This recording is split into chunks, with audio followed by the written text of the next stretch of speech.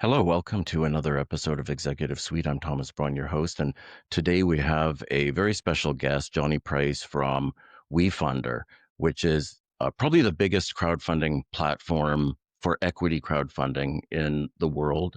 Uh, Jonny, can you please give us a quick overview of Wefunder? Absolutely. So I'm the president of Wefunder. I've been here since 2018.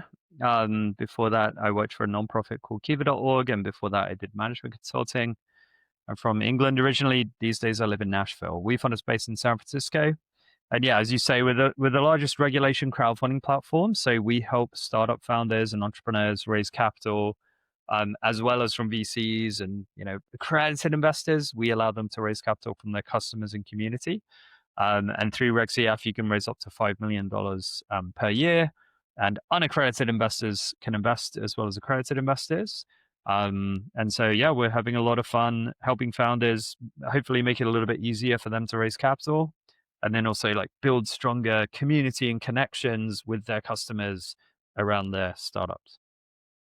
Yeah, and I want to make it clear to everyone who's looking at this episode that we're talking about equity crowdfunding. It's completely different from GoFundMe, Kickstarter, or anything like that. You're actually buying shares in the company. In the case of WeFunder, usually it's preferred shares, which are normally only sold to venture capitalists and angel investors. So, can you tell us about that thesis a little bit, where you're trying to level the playing field and give retail investors institutional type access to these startup companies?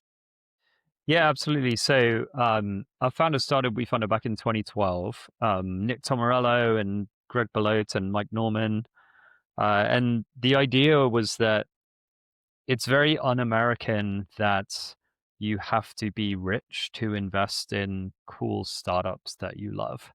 And so they were frustrated because they had all these friends who were starting companies and they wanted to invest in their companies, but because they weren't accredited investors, um, i.e., they didn't have 200K annual income or they didn't have $1 million of wealth, excluding their house. Um, I think maybe now it's maybe kind of 8% or so of the US population is accredited, but then 92% of the population cannot invest in startups, right? Um, they can invest in public companies on the stock market. Anyone could go to Robinhood and invest in a public company, post IPO company. But these days, companies are going public later and later, right? I don't know what the latest valuation is for SpaceX, but it's really high. Or OpenAI, right? Maybe it gets to $1 trillion valuation before it goes public.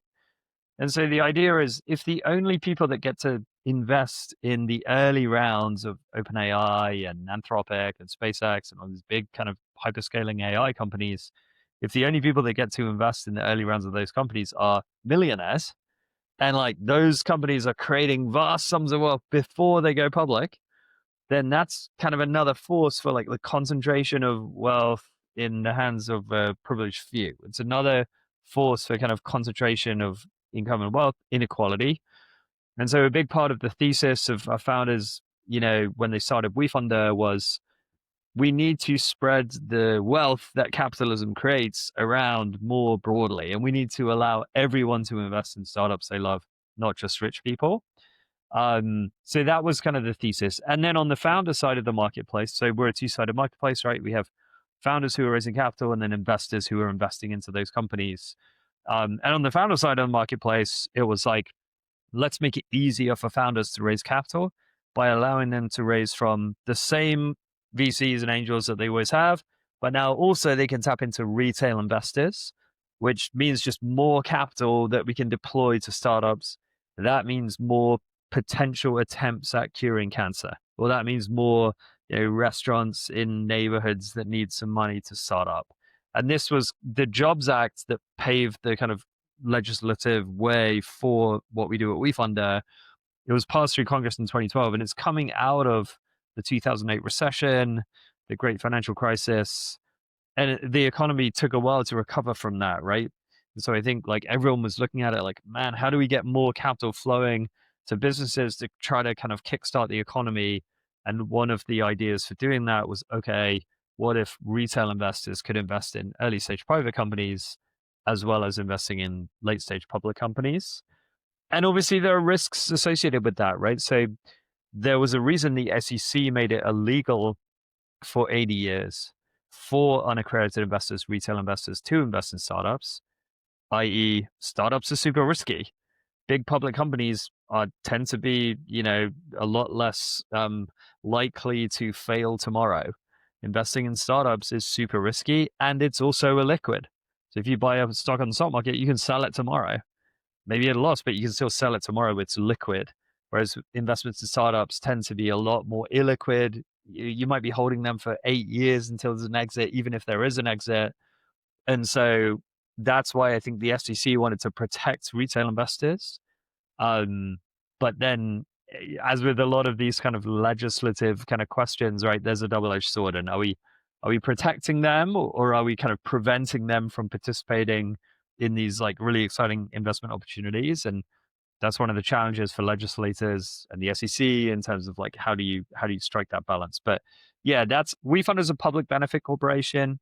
WeFunder.com/charter is our PBC charter if you want to read it. And we talk about some of these issues in there. But yeah, that's kind of really the ethos and the mission of the company. The idea is, as you put it, let's allow retail investors, everyone, not just rich people, to have like opportunities to invest in cool startups that they love. Yeah. Well, before this opportunity came along, you had to go through these gatekeepers who are a handful of VCs. There really aren't that many, and they kind of work in concert. And the same with the investment bank. So quite often they might decide not to finance your company simply because they've already invested in your competitor, and they see no reason to start financing a competing company, and they allocate their funds and they just decide, we've already allocated funds to that sector and to this type of company. We don't want to invest in a second one. Plus, you're competing with the one we just invested in. So it's really unfair, and you don't have a smoothly functioning capitalist system unless you have the free flow of capital. And so you do have to have these other outlets, I think. And there are And yeah, some especially companies like that in have done really well. 77% of venture capital in America is deployed in three states: California, New Hmm. York, and Massachusetts. And so I live in Tennessee. And so a big part of the idea of WeFunder as well is like, let's level the playing field a little for founders outside of Silicon Valley, New York, and Boston. And let's make it a little bit easier for founders. Okay, even if they're, in a state that currently doesn't have as much venture capital, let's help founders in those states outside of those three major markets, make it a little bit easier for them to raise capital as well.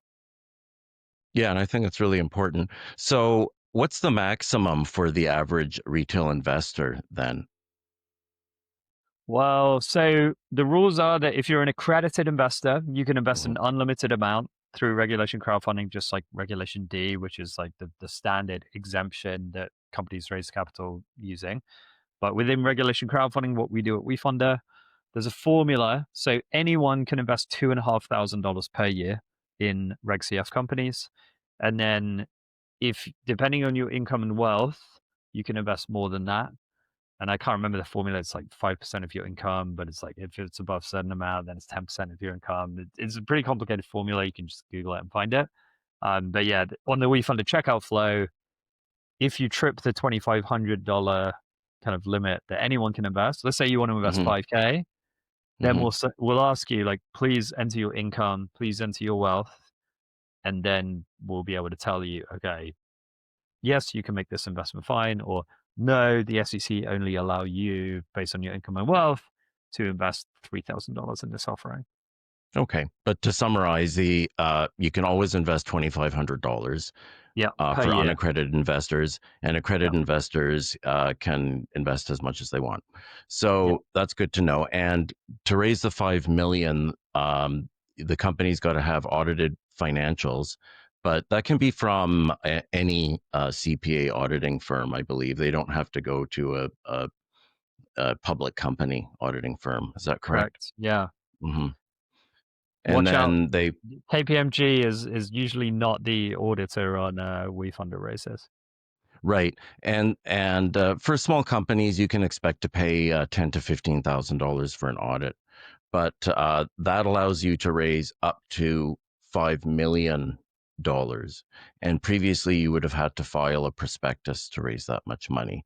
So, when the Jobs Act first came in, the amount was quite low, quite a bit lower, but it has since been raised to $5 million, which is quite nice. You do have to file a Form C, though. So, can you walk us through that a little bit? If you're a startup company, this can be a little bit intimidating because they do have to file an offering memorandum with the SEC. And with all of the attachments, it ends up being about 86 pages long. Yeah, so two things. One, you can start fundraising in what's called testing the waters without filing a Form C. So normally that's what we recommend to companies. So, don't worry about the financials, don't worry about the legal paperwork. You can just launch on WeFunder in 30 minutes. And you just like upload your pitch deck, photo, social media links, tell the story, set the investment terms, and boom, you're live and you can start sharing it with people and start fundraising. Um, and technically, there are reservations to invest at that point.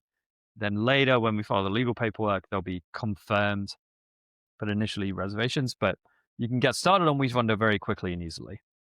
And so if you're like, I don't know if this is going to work, then it's like, don't spend any money on a CPA or a lawyer. Don't file the legal paperwork, 86 pages, like just start fundraising and see what happens. And if it's going well, then okay, cool. Now we're building confidence. We think this is going to work.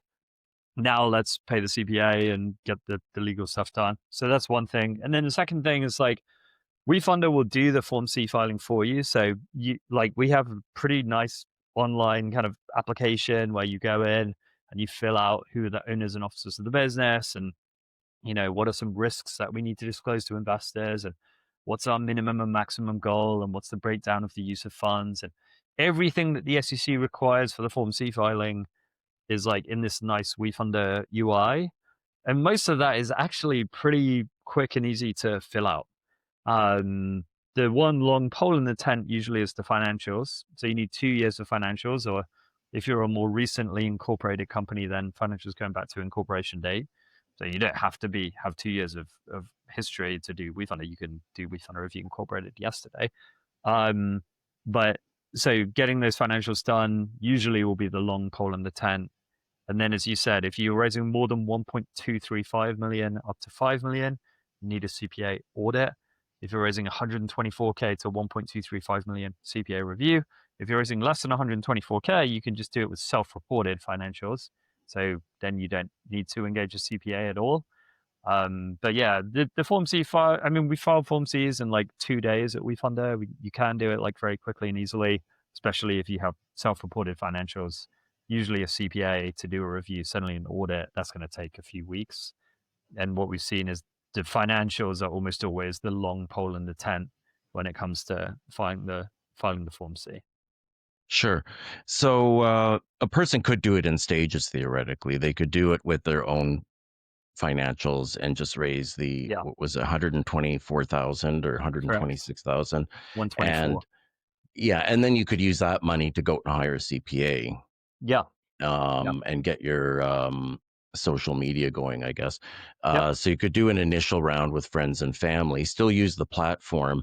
I can say, as a securities lawyer, one of the things I like about regulation, crowdfunding, and the platform is that everybody who goes through there is guaranteed exempt from having to have a prospectus. So you have to have a prospectus exemption when you sell stock in the United States, or most countries for that matter, but especially in the United States. So there's a whole bunch of different exemptions that are available, like friends, relatives, directors, employees, and so forth. But there are all sorts of different rules governing it, and you can never be 100% sure. Sometimes people think this person's my friend. Well, they're only your friend until they lose money. And then Mm-hmm. now they're calling the Securities Commission on you.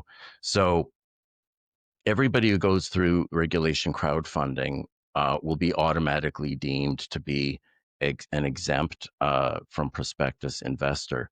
And that'll Mhm. help you a lot later on in life if you're being bought out or you do an IPO, because that's when the real due diligence will be done by the buyer. And they'll go over every single stock issuance and they'll ask Mhm. you, what was your exemption?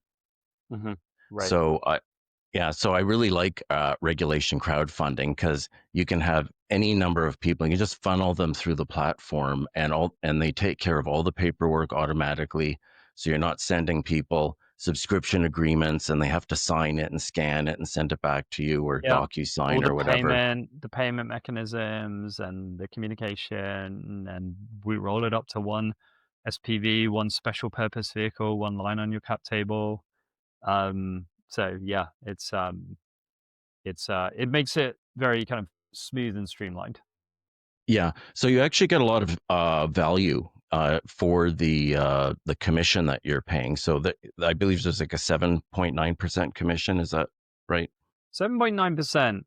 Yeah. Although any of your friends and referrals, Thomas, can earn a discount to 6.9%.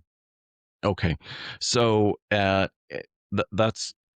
that's actually, it's, even credit card fees are like 2.5%, 3%. So you kind of like twice as much as the credit card company, but you're providing all of this paperwork being done for the person. At the end of the day, you just get, a spreadsheet saying, here are your investors, here how much each one invested, the date they invested, and all of the information put together for you. Here are all the subscription agreements and so on and Yeah, so forth. you do.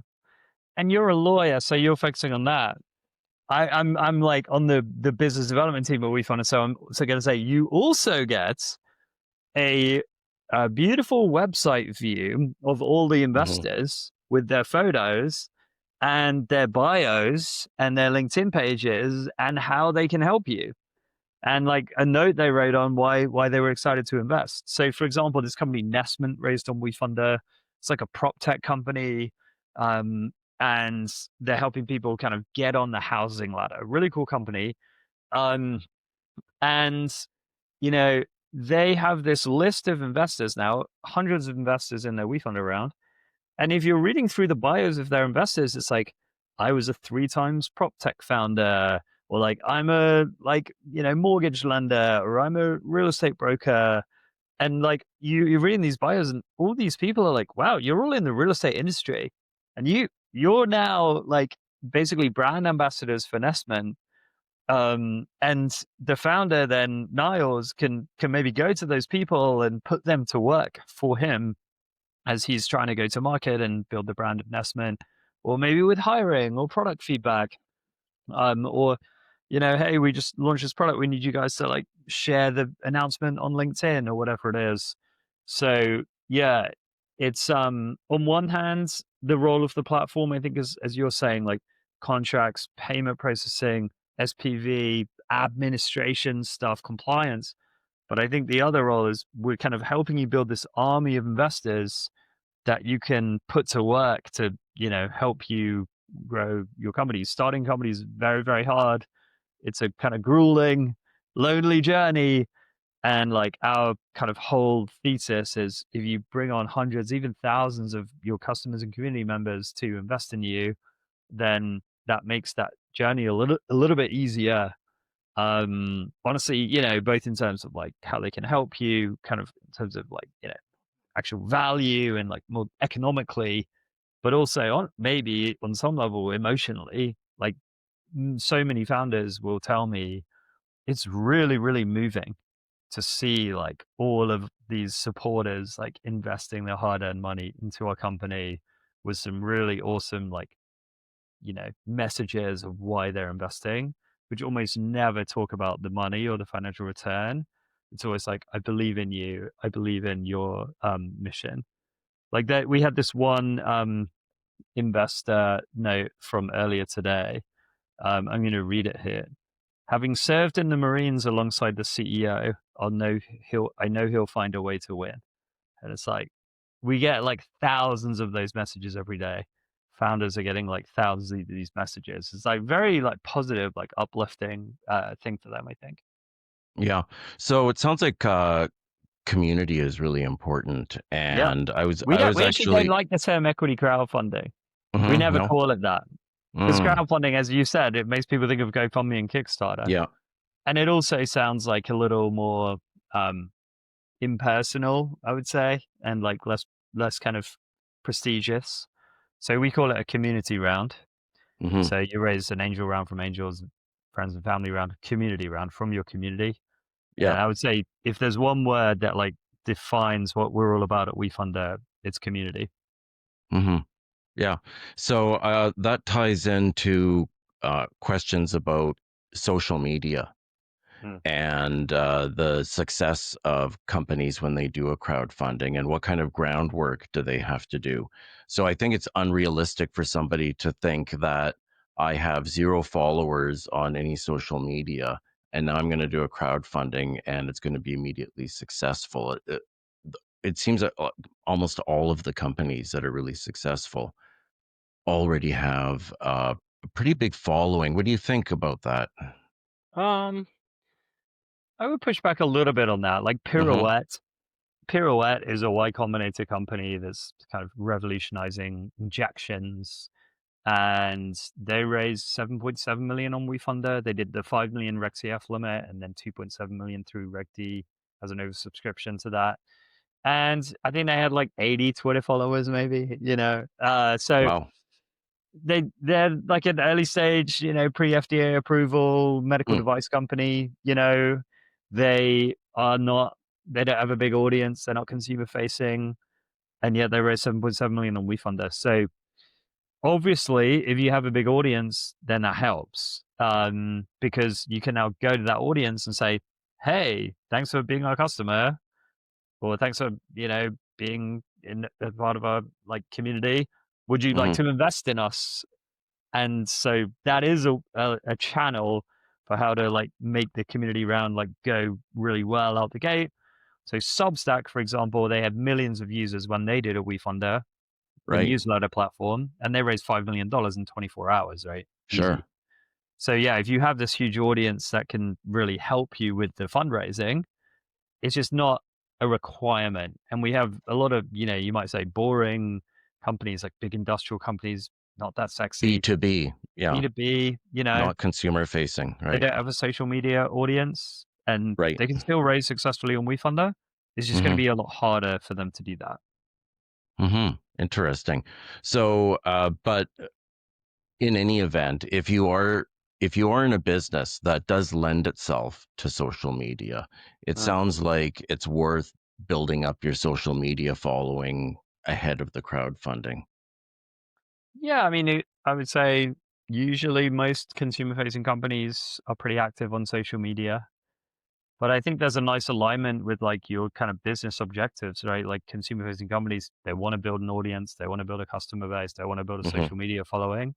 And if they're doing those things, then that now can have an added benefit, not just of like driving revenue for your business, but also driving investment capital that you can raise and like an alternative option for raising investment capital. Yeah. So recently I interviewed a venture capital fund manager, Mm. and I was asking him about social media. And he said that one of the things they're looking at very closely is TikTok, and that they Mm. use AI to go over TikTok and to discover new companies that already have a healthy following. And that's because all of the things that you have to do to build up followers on TikTok are the same sorts of things that you have to do to run a successful business. Right. So, kind of like KPMG wants to hire people who were, also captain of the lacrosse team, Hmm. not just a business degree and straight A's, but they like these people who were athletes because they had to get up at 5 in the morning and go to a Hmm. practice at 7 a.m. and yada yada, right? So, Hmm. so I think they're looking at that and they're thinking, well, if you're smart enough to get thousands of followers on TikTok, then that those are the skills you're going to need to scale up your product. Yeah, exactly Just- right. yeah. So what's hot now in crowdfunding, because just like in the venture markets and the PE funds, you have all sorts of sectors that are coming in and out of favor. What's the flavor of the month now, do you think? Yeah, I mean, I think one of the cool things about Wefunder and community rounds is that it's a little less bubbly and a little bit less kind of boom and bust flavor of the month. And I think Hmm. one of the cool things about our model is that, you know, VCs are like shifting all of their energy and dollars from crypto, where it was in 2021, to AI, where it is in 2025. Well, if you're not in that like hot VC sector, then you know it's okay, kind of hard for us to raise. And I think WeFunder can help like smooth out the kind of market like kind of volatility. And so healthcare, for example, is actually our number one sector right now on WeFunder. I think it's like a relatively tough time for healthcare founders to raise capital, but Hmm. we're seeing companies like Siren Biotechnology raise 4.2 million. They closed recently, or like HCO raised 1 million. Pirouette, like I mentioned, raised 7.7 million. So there's a lot of these like healthcare Skinbit, I think, was over Skinbit, 4 million. Skimbit. Yeah, there's so many WeFunder companies in the sector. It's our number one sector. So and I Wow. think it's partly because it's maybe harder for founders in that sector to raise from VCs now than it used to be, 5, 10 years ago. It is, and part of that is also that the healthcare sector also has these sort of gatekeepers, and the market is a little bit rigged if you have to go through those gatekeepers. So Mm. having this alternative for these Yeah, companies is so important, because gives sometimes, founders more options. Yeah. yeah, yeah, the VCs that actually invest in that sector, like, you might think, oh, there's tons of VCs. Well, a lot of them don't invest in healthcare at all. There are Hmm. only certain ones that will invest in junior pharmaceutical companies or in medical device companies. So you don't get a lot of chances, and it's very clubby sometimes, and it's more who you know than what you know. So I think it's very important to have this as an alternative. Hmm. Yeah. 100%. Yeah. So that's a very insightful answer, because with AI, a lot of people are saying it is a bubble. And a lot of these VCs that are just, falling over themselves to invest in any company that calls themselves an AI company may end up losing their money. Right. So uh, being a moderating force there, I think, is pretty positive for the investors. Um, Now we're getting towards the end of the podcast. This might actually be a good place to wrap up. Do you have any closing thoughts for our viewers before we say goodbye? Yeah, I think maybe just a couple of last things. One, if you're a founder looking at raising capital and you're interested in running a community rounds, I think we can make it easier to raise capital. I always say we don't make it easy. Usually, sometimes fundraising is really easy, right? If you're an AI company in Silicon Valley, Usually not. great. But Even usually it's hard. And you might so, accidentally trip and fall into some money, but probably not. yeah. And if you're not that lucky, then I always say WeFunder doesn't make it easy to raise capital, but we'll make it a little bit easier because now you can publicly promote it and you can raise from everyone, not just accredited investors, and you can get in front of the WeFunder investor base, et cetera, et cetera. So you can hoover up a bunch of smaller checks. And so, yeah, I think WeFunder can make it easier for you to raise capital if you're a founder, or if you have all the best VCs in the world throwing money at you, and you just think it's cool to let your customers and community invest alongside them. Awesome. We want to talk. WeFunder.com/raise is where you can go to like learn more about like the process and start an application. We're a pretty open platform, so the minimum is 50K, and we're doing Main Street businesses. We're doing loans to restaurants and bars and coffee shops, as well as $5 million, investments into Mercury Bank's Series B or Substack Series B. So it's a really eclectic kind of mix of companies on the platform. And then on the investor side, if you're listening to this and you think, well, this is cool, like I like the idea of like investing in startups as well as big public companies. Startups being very, very risky and illiquid, but they also have the potential of like getting really big. And so you can go to wefunder.com/explore. There's like hundreds of companies that are on the platform raising capital, and you can find one that you like. Maybe it's in a sector that you know something about, you're interested in, and you watch the video, you read the deck, you kind of maybe ask a question of the founder, or like connect with the founder on LinkedIn. And you can actually then engage as an angel investor, even for as small as $100. We're just massively lowering the barrier to entry to like angel investing in startups. And we want to get like millions of people to like participate as direct investors in startups they love. We've already had 400,000 people invest in a company on Wefunder, and we're about to cross $1 billion raised soon, which is an exciting milestone for us. And yeah, so if you're interested in becoming an angel investor in a startup, maybe for the first time, then go to Yeah. wefunder.com and you can browse through investments. Well, yeah, and people can also diversify. So if they think, well, maybe I can invest $10,000, you can invest $1,000 in 10 different companies and have Exactly. your own little venture capital fund. Great point. So yeah, so I think that that's a good thing too. Well, thank you again for coming on, and thanks for giving us your thoughts and insights on these issues.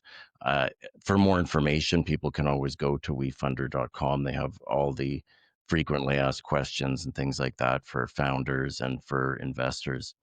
Um, if you like this kind of content, don't forget to like and subscribe to this video, and we'll see you next time. Bye for now.